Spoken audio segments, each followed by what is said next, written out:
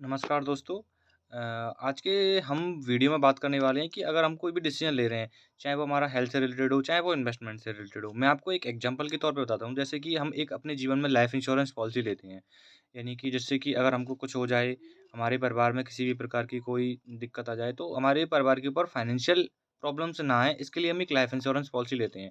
तो life insurance policy लेते समय हम क्या है, बहुत ज़्यादा डर जाते हैं कि कहीं हम गलत डिसीजन ना ले लें, कि हम कोई ऐसी पॉलिसी ना चूज़ कर लें जिसमें कि हमको क्लेम ना मिले, या हम कोई ऐसी कंपनी ना चूज़ कर लें कि जिससे कि क्लेम में दिक्कत आ जाए। और भी बहुत सारे फैक्टर होते हैं जिसके कारण हम डिसीज़न नहीं ले पाते हैं और उस कार्य को हम डिले कर देते हैं। जब हम डिले कर देते हैं तो वो हमारे लिए नुकसानदायक है, और हम एक्साइटेडमेंट में आकर के कोई गलत पॉलिसी भी खरीद लेते हैं, तो हमारे लिए वो भी दिक्कत है। तो मैं आपको एक इस वाले वीडियो में मैं आपसे ये वाली बात बताने वाला हूँ कि आप कोई भी डिसीज़न लें तो आप उसे 3 पार्टों में बाँट लें।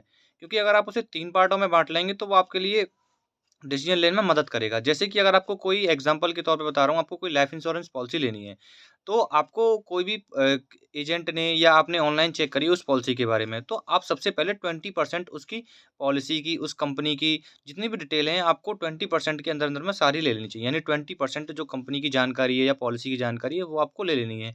चाहे आप इंटरनेट के माध्यम से लें, चाहे आप कोई भी इंश्योरेंस एजेंट के माध्यम से लें, किसी के भी माध्यम से आप 20% जानकारी लें।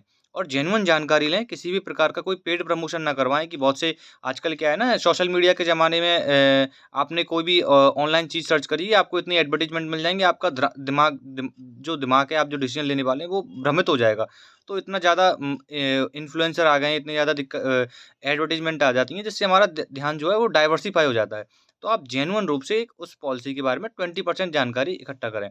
फिर उसके बाद में आप उसे जाने दें और आप उस पे थोड़ा-सा देखें कि मेरे लिए ये क्या इम्पोर्टेंट है। यानी कि आप जिस पॉलिसी को लेना चाहते हैं, अगर वो पॉलिसी आपके लिए वाक़ई में सफिशिएंट है, तो आप उस पॉलिसी को लें, नहीं तो आप उसे छोड़ सकते हैं। अगर आप उस पॉलिसी में इंटरेस्टेड हैं, तो आप उस पॉलिसी के जो एजेंट है या आपने जिस किसी से भी सर्च करवाई है, तो आप उसको फिर बुलाएँ।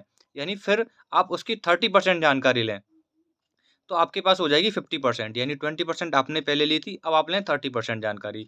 तो आपके पास हो गई 50%। अब आपने 30% जानकारी में आपको क्या-क्या लेना है? आपको उसका प्रीमियम के बारे में जानकारी लेनी है, कब तक भरना है, क्या बेनिफिट हैं और कंपनी की क्या-क्या टर्म एंड कंडीशंस हैं। तो इस वाली पॉलिसी के साथ से संबंधित इस कंपनी की क्या-क्या टर्म एंड कंडीशन है, उसके बारे में भी आप पूरी तरीके से जानकारी ले लें।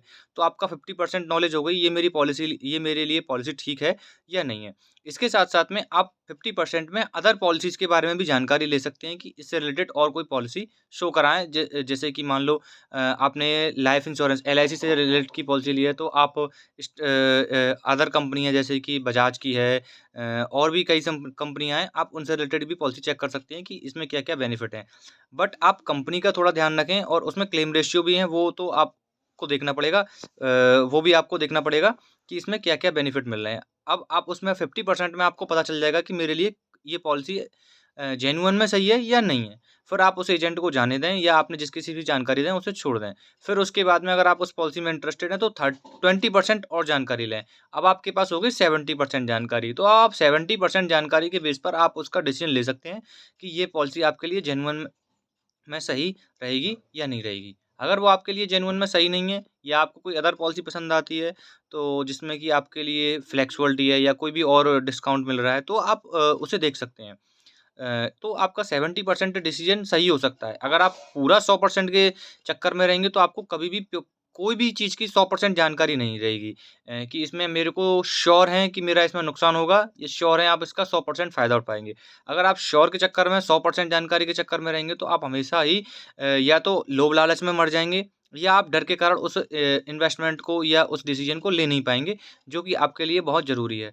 तो 100% के चक्कर में आप कभी ना रहें, 70% जानकारी, 80% जानकारी तक आपके लिए सफिशिएंट है, 20% को जानकारी को आप मार्केट के ऊपर छोड़ सकते हैं। क्योंकि क्या होता है ना कि हम छोड़ देते हैं, यानी कि हम ने कोई डिसीज़न लिया और हमने उसे 20% जानकारी हमारे पास नहीं है और हमने उसे छोड़ दिया। जिस किसी भी भगवान को मानते हैं, आप उसके ऊपर छोड़ दिया कि प्रभु अब आप आगे देख लेना, मैंने तो ये 70% जानकारी थी, मेरा जितना बुद्धि विवेक था, मैंने उसके हिसाब से ये डिसीज़न ले लिया है।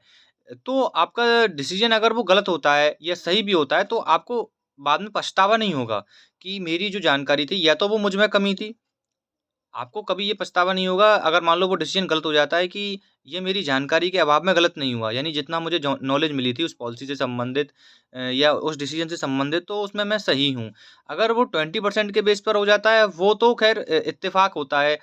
वो तो सबके साथ में होगा तो आपके साथ में हो जाएगा, कोई इश्यू नहीं है, वो तो मार्केट के ऊपर रहता है। तो आपने जो 70% रिसर्च की है उसके ऊपर नहीं होना चाहिए। क्योंकि अगर आपने 70% जो जानकारी ली है वो आपने जेन्युइन रूप से ली है या नहीं है, ये आपके लिए रहेगा। तो मुझे ये बताएँ कि ये वाली जो मैंने आपको इन्फॉर्मेशन दी है, वो आपको कैसी लगी? धन्यवाद।